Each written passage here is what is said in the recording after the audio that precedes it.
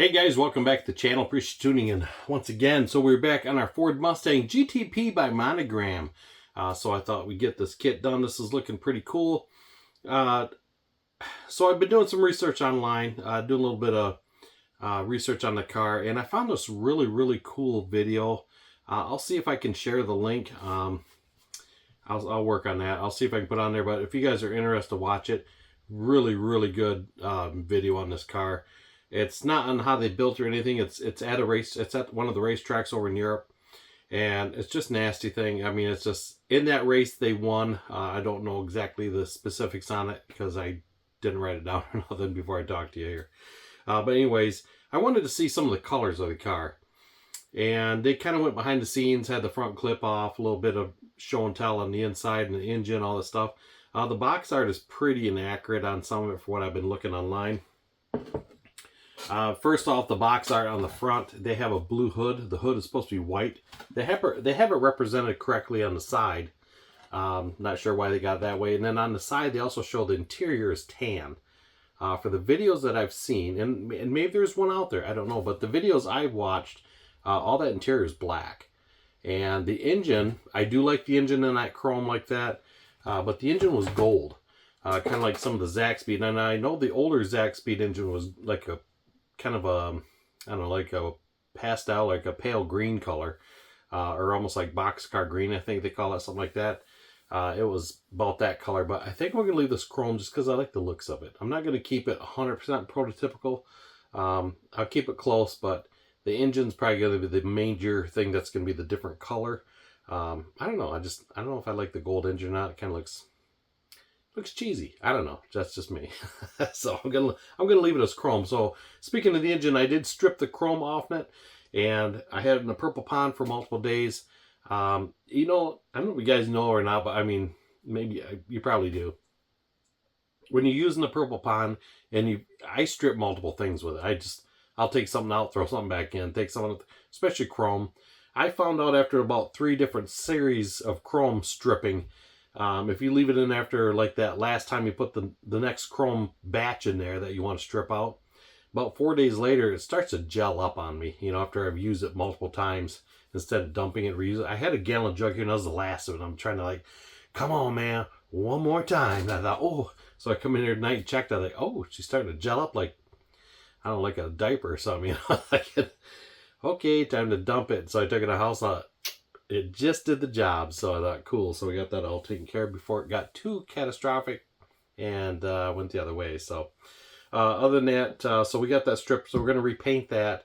Probably use some alkyd colors on that and make that look super cool. So I got the body all primered up. I think that turned out pretty nice. So what I'm going to do is paint majority of this white. Now the bottom is... I'm not going to hit the bottom too hard because this is blue, but blue does run up along the sides. I was going to try to mask it off, but I don't want that big heavy paint line be trying to match the two colors up. So what I'm going to do is paint the whole thing white. I'm going to mask it after the white cures, and I'm going to just have a real skim color of primer on it and then hit the blue, because blue is really hard to paint on top of white. It makes it too transparent. So on the gray, it'll look really nice. So we're going to do that. And then I have the chassis done. This here, I did it all in black, and then the back is primered. So the back of this, as it sits on the car, that's part of the body work basically. So that needs to be blue and all that good stuff, same as in the back. So I just airbrushed this with Mr. Hobby black primer, 1500 primer, and like I mentioned before, guys, I like using that for black paint. I know it's not 100% as durable as the paint itself, but it's pretty strong. I mean, I've taped over it and everything else, and it holds out really good. I mean, it is primer, so it is a little softer. It's a little more, not as, you know, tough as paint would be, but it does pretty nice, you know. And I've done a lot of trim work and stuff with it, and I like it because it lays out so nice, and it's got such a nice, like nice sheen to it. So that's been my kind of go-to lately, and just call it lazy? Yeah, maybe, I don't know, but I like it. I think it looks good. It's almost like, to me, a satin black, so, or a semi-gloss black, whichever way you go. But I've been using that, and I've had no problems with it so far. So, but other than that, I'm going to mask that black off. We're going to paint that blue. I got a bunch of other trinkets on there I can paint blue as well. So other than that, let's take you over to the bench and let's get some work done on this thing and see if we can get it in some color today. If you guys have not seen this kit, we'll just do a brief overview. There's not a lot of parts to it, so it's pretty basic, kind of straightforward. It's got just enough stuff to make it look cool. You know what I mean?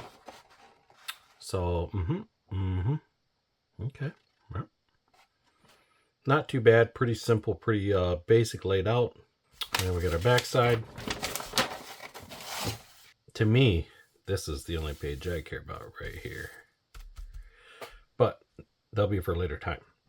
So, what we're going to do is get this going.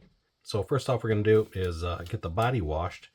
We're going to paint it first. That's my usually to go to is to paint. I always like painting first because I use enamels. And yes, I use my Suzy Bake Oven over there, my dehydrator. For all that are new to the channel, my dehydrator is aka the Suzy Bake Oven. So if you hear me refer to that, that's what it is. I just named it that because I thought it was fun. You know, just something different. It just sounds better than the dehydrator, doesn't it? I mean, it sounds like some industrial something. I don't know. So we're going to take all this in and wash it. You can see it's been out of box for quite a while. I mean, we're getting some like fly crap on there. I don't know what that is. I don't know if I'm going to really wash a lot of these detailed parts. I know a lot of guys do. I get it. But most of the stuff will be sprayed in lacquer. For most of my builds, I do everything usually in lacquer except for the body is enamel. So this will get... Now I'm going to wash this because it's a body part. Anything that actually is a body part. Because this is going to get painted black. And when I do my black, I actually just use my Mr. Hobby Surfacer 1500. I think that because it's got such a nice sheen and man, it lays down so nice. I'm going to actually do is cut this and just leave that on the spur because it goes back quite a ways and we'll wash it from there. And that way it gives me something to hold on to while we're detailing it for the lights and everything. All that kind of cool stuff. We have the chassis. Very cool looking. Yeah, so that's pretty neat. It's pretty much a one-piecer, so it's like a one and done. Paint it and there you go. Let's see, we got the rear spoiler, the park bench, as I always refer to it. So that's pretty cool. That thing's huge, and these are going to be the sides and the supports.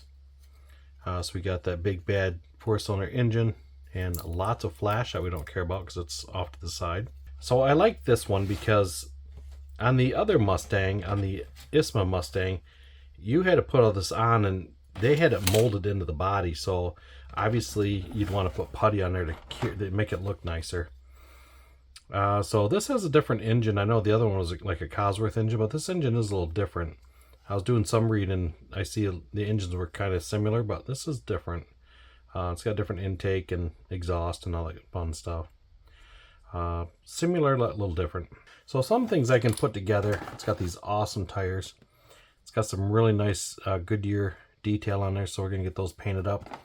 So what we're going to do is get the body wash first, and then we're going to get it in primer. So we're going to do primer gray. That should look pretty good on this. We'll get this started, and then we'll go from there. Okay guys, getting some of these parts off the sprue here. I noticed a few of these pieces have little seam lines just on these edges, so I don't care about the top and bottom because it's going to be on the car and basically the spoiler up top. But some of these pieces I want that, you know, the seam line gone because you're going to see that. Nothing major, but you know, just enough to say, hey, what is that? What is that? It's all in the little details. So I felt something on there, but it must be like rivet detail. Don't sand that up. See, it's got some weird rough moldings in there, but I don't know if you're going to see that once it's on the car. Probably going to be that guy and leave it. Like I said, we're just doing the body parts. That's it. We'll get a nice mold line around there to get rid of that. All right, guys. So we went through and sanded everything down, and I went through and wet sanded the whole car with 2500, wet and dry. And before I did that, I took a panel scriber and I went down the panel lines just a little bit, not a lot. This corner was a little difficult, so I had to be careful not to scratch anything. Then after I got done, went through and wet sanded it again. And that's how dirty the body is, because I mean, I think my hands are clean. I washed it before I come out here, but like I say, the body's really dirty for some reason. So yeah, so we got that nice mold line gone all the way around, so it looks pretty good. Like I say, we went through and wet sand the whole thing. Those two heavy mold lines here and here, so we sand that nicely all the way across. And same as here, heavy mold lines as well. So I went ahead and fit this on the chassis just to make sure things are going to fit right, because that back, that's part of the body there. So I just wanted to make sure things are going to sit cool in case we had to do some kind of modification. Because like I said, the body does have just a little bit of twist to it. So as you can see, that locks down pretty good on both sides and in the back. So there was a little bit of flash in there, so I cleaned that out. So that should look pretty good. All right, guys, so I got everything washed up nice. So once again, a brand new microfiber towel. I always use a new towel every time. For this anyways, anytime I do paint, I don't care if I think it's a new towel, I still grab a new one, because I've made a mistake one time and I grabbed one and it looked like I waxed something with it. And yeah, that ended up in the purple pond. Purple pond, it went. It was a classic scene. Should have been there. We're going to get these cleaned off, and we're going to spray it in some gray primer. Then we're going to let it sit. We're going to let it sit overnight. Maybe a couple nights. I don't know. I got some other things going on. Anytime I primer something, I like to leave it sit. Plus, I don't know once I primer it, because you guys know primer will pull out some details like, whoa, I missed that. So that's one nice thing about primering for those out there that don't primer, which is okay. There's a lot of times I don't primer models and they turn out just as good. As long as you give a little wet sand here and there, usually they come out pretty nice. All right, I'll get this put over to the side and get it mocked up for paint, and we'll get some primer mixed up. Please hold. Okay, guys, so we're working with a messy bench here because that's how things go. So like I said, I've got everything all painted up nice. This is the primer black. So I need to go through and detail this now and all that fun stuff. All right, guys, so we got this all taken care of. This is once again in the primer black. And I mentioned to you, I stripped the chrome off the engine. Still has a little water on it. We're going to get the wheels done. This is going to be done rubber black. This is a shifter for inside the car. And this is one of my wing pieces for the rear spoiler. So what I did is I took a little bit of glue and I put on the edge here. This is where it tacks into the actual spoiler, it comes across. So I took a piece of styrene that was flat on one end and just put just a tab of glue on there. Held that this way here. Now I have something to clip onto while I'm painting it. That way I can get behind it and everything, because these are blue and the spoiler's white. So those can be painted blue. Those are ready to go. Same as these arms for the rear spoiler. This here is white like the car, and this is supposed to be a black, like a satin black, which would probably look really good in that. Same as the hood, I didn't really have nothing to hold on to it, so I just glued a little piece of styrene to it to prime it, and this is going to be white. So once I paint the body and I can do the hood, I need to get some of this stuff going so it can cure, so I can get decals on it and clear it. So guys, to paint the wheels, I'm using just the old school testers and ammo. I like these little jars, man. I think these I love them. So this is going to get painted with a small brush, and then I'm going to finish it off with a little bit of toothpick and just dab them in there. I like to fill it in pretty decent. Now when it's all said and done, I'll go and take a little bit of a black panel line and stick in there. Other than that, we'll get the tires sanded down. We'll do them first, and then we're going to go through and white letter them with our pen. So those should look pretty nice. So like I say, I just do just a light brush on these. So I like to, maybe it's just me, I like to take one of my brushes and I like to do kind of a dry run with it, just a practice run. You know, just to simulate if there's paint on there.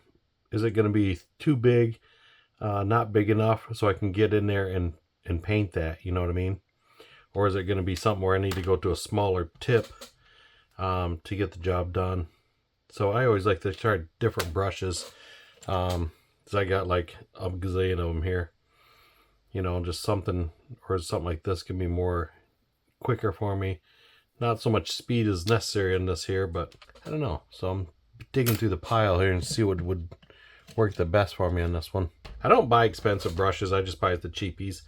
You get that big pack from Hobby Lobby. So a little stir here with a stick. These are little stir sticks. These are actually pretty nice. You get these at Hobby Nut Models. They're very inexpensive. I believe they're made by Tamiya, and they're pretty handy. And yes, we got the mixers, all that good stuff. But these little bottles, sometimes it's just the easiest to pull out one of these guys and away you go. But these are well worth it. They're nice stainless. I mean, I've had them now for quite a while, and they last, you know, a long time. So we'll give this a little, let it suck it in a little bit. We'll start one of these rims that's not as deep, so I can kind of see how it's going to paint. Because I like to do is fill everything in nice, you know. And so they're probably going to require two coats, fill everything in. I think we go a little heavier on that. See, I don't want it to where it's just going to fill the holes in either, you know.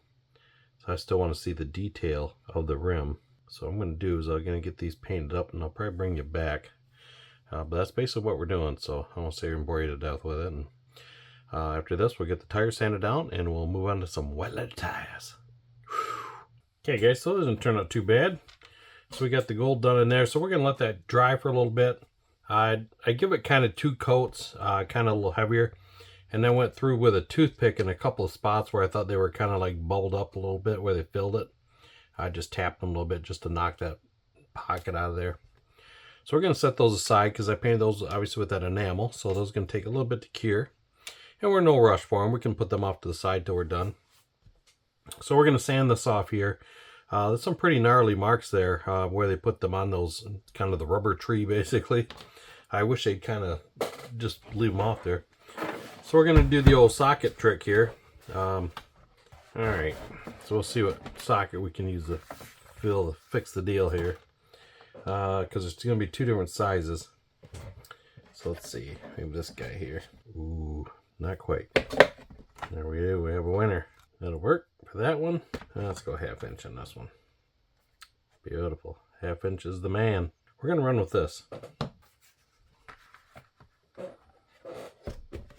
We got our handy dandy drill. This here, I took just a regular extension, and I just took it and cut it off. That's where I got this from. I know you can buy them in the store, but I needed one at the time, being cheap. Had a bunch of these just Chinese extensions laying around, so it does the job. So we'll take a good old sanding stick and go to town on it. So I'll do these off the side here because obviously it's loud and obnoxious. So I'll get these ground down. I'll bring it back. We got these sanded down. They didn't sand down too bad. I got just a little line in there yet, but man, I sanded a lot off that tire. Most of these turned out pretty good. So I burned this one just a little bit. I changed sandpaper midway, so it's got a little burn mark in it. And the reason, because I noticed I buy these at like Walmart, whatever. It's in them, like nail files is all they are. I gotta watch buying these colored ones because I noticed the pink color will get like the color will get into the rubber. So then I have to switch back to my trusty black one here. This one's pretty gnarly. This one gets the job done pretty good. But I actually burnt it with it because I was doing the old, getting a little impatient with it, and like, come on, and oh, whoa. So it looks like she's got some road rash out, like she's been through some hard turns. So other than that, if you guys have never used that technique, I'm sure most of you guys have. It works pretty good. Like say, just chuck it up on that socket, put it in the drill, and then as you're running the drill, just take the sandpaper and just back and forth, and I do a little touch on the sides just to give it a little edge, and yeah, they turn out pretty good. Other than that, I'm going to go with my gel pen here. This is a jelly roll. I'm going to try the number 10 first, because I bought these at Hobby Lobby, so if you get them there, they come in like a 3-pack, some of these do, and you get different sizes. So I think I had a 10, I think there's an 8. So you get an 8, a 10, and a 5. They came in a 3-pack. So sometimes I find the bigger ones work good because it just floats over the whole letter versus the small one you're trying to like fill it in and go from there, and then you, oops, and you're off to the side. So I found this works just nice. Just take a little bit of water on a Q-tip. So I'll have some handy, like ready to go. Because you don't want to let it sit there too long because this stuff will dry on there and it's really hard to get off. So that's usually what I do with them. So I'm going to finish these up, and I'll bring you back and show you what we look like in the end here, and we'll get the body painted. Okay guys, so we got pretty much one finished up. You know, You get a little sloppy on it, a little edging on it. You can actually, I just take a toothpick, you let it dry just a little bit. I kind of touched it up already, but I had a little bit underneath here. You can just take the toothpick and it'll wipe off there. And then once that dries good, it's usually pretty good to go. So this is one of those nights. I put a little black pen line in the center there. So it was pretty much done. So I found the number 8 works the best. 10 was just too much. I'm trying to get this, but you can see I messed up a few times, and every time I stop, this will drop just enough to where I have to kind of just reactivate it on the back with some sandpaper, and I can continue. But like I say, if I overstep the line, I just take a Q-tip and just wipe it off with a little water, and it wipes it right off. But there is nights that this is one of those, I don't know, you have to be in the mood to do it, you know, just tonight's not that night, you know, just, I don't know, I got a little sinusy thing going on. It's just like, it's kind of aggravating. So we're just going to do this, have one and done for tonight. And we'll leave it at that for this one. And we'll finish the other ones at a later time. Yeah, because that'd look pretty cool all said and done. But just not tonight. So we'll come back to those and we'll get that body in some paint. Well, guys, I don't know how far we're going to get tonight for paint-wise. Because I am out of hardener. I thought I had enough. So this is why I marked the top of my bottles. So this is 224. Yes, this cap got glued on a couple times, so I had to undo it. But apparently I didn't seal it good enough. So check that out. See how it's all hardened up down here in the bottom? So I don't know if that would be any good. I'm not going to take the chance, so I'm just going to toss this. Plus, I cannot get that off. That thing is like welded on. These things, I mean, this happens with any paint, so it's not just MCW or anything. So this is maybe the 3rd bottle I've ever had kind of go to jelly on me. The one time it was my fault because I was putting a hardener in something and I think I used the wrong pipette, and I went to grab more after I used hardener, and oh yeah, it just gelled the whole bottle up like it was nothing. But this is why I mark the tops. Like I say, usually about, you know, anywhere between 6 to 8 months. You know, I kind of keep an eye on that. So this is gloss white. That's marked there. Now I got some other colors here. The absolute black. Like I say, I just put a little bit of a date on there, just kind of reference it. Now paints will last usually a long time, especially if you never opened them. I mean, I've got a couple bottles of periods over probably a year and a half or better, and they still no problem because they never were opened. Like I say, when you do open, try to keep that top clean, because these are what you run into, but not a big deal. So, and that means, so I like to put my hardener in these bottles here, but as you can see, I am almost out. So there's just a little drink in there. See, I don't like these bottles because they usually come off, but as you can see, they will get in time. So I actually I'll try to either clean them up. If they don't clean up, I'll just pitch them. And I'll just get another, they're like $2 a bottle. I know that's wasteful, yes, I know. I'm that wasteful guy, but sometimes I don't like dealing with the hassle of knowing that there's going to be a problem with it. Oh, we only get about 1 milliliter. You don't really need the hardener in this, but it does help. So I'm going to mix up my normal batch and hope for the best. So I already pre-mixed this before I brought you guys into the picture. Now this paint here, we're going to do a exact 50-50 mix. And we're going to use our Mr.Color leveling thinner. This is T108. So we use different pipettes for everything, just to keep everybody cool. And this pipette I will reuse, but I notice it won't keep long after you put thinner in it.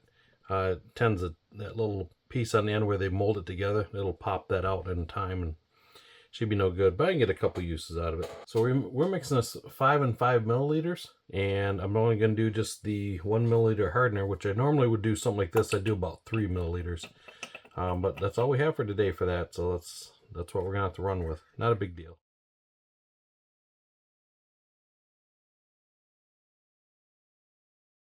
Okay, we'll take this guy, dump this in here, and we can save this cup for another day. And we'll take whatever we have left out of here and we'll throw this all together. We'll see, we'll be all right. I'll just bake her a little longer. So a lot of times I've done with this, I don't even need to bake it half the time, and it's good to go. So I get this mixed up. All right, I'll get this mixed up and we'll roll her over to the old spray booth and we'll see how she turns out. Like always, do a little side travel there. Almost looks a little thick. Oh, there she's starting to separate down. Okay. We'll see how she goes. If it's a little heavy, we'll add just a little more thinner. So when I get started, before I get started, I always keep a little bottle of thinner and a pipette handy. just in case I need to readjust the mix and add a little more to it. Okay, we'll meet you over there.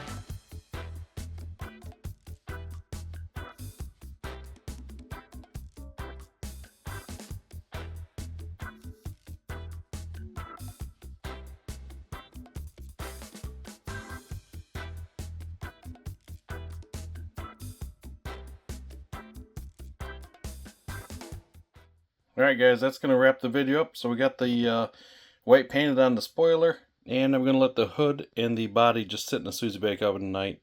I'm not going to turn on. It's late already, and it's a school night. So, I wish it was a school night. It's a work night. So yeah, so we're going to let this sit in here and cure out. And hopefully that little bit of hardener I had will do the job. So other than that, I appreciate you guys following along, checking out the channel. Go down and check out Hobby Nut Models. There'll be a link in the description below, and I'll see if I can get that link for that video for this car. It's kind of cool watching it, so she's pretty gnarly on the track. Alright guys, I appreciate it. We'll see you next time. Have a good one.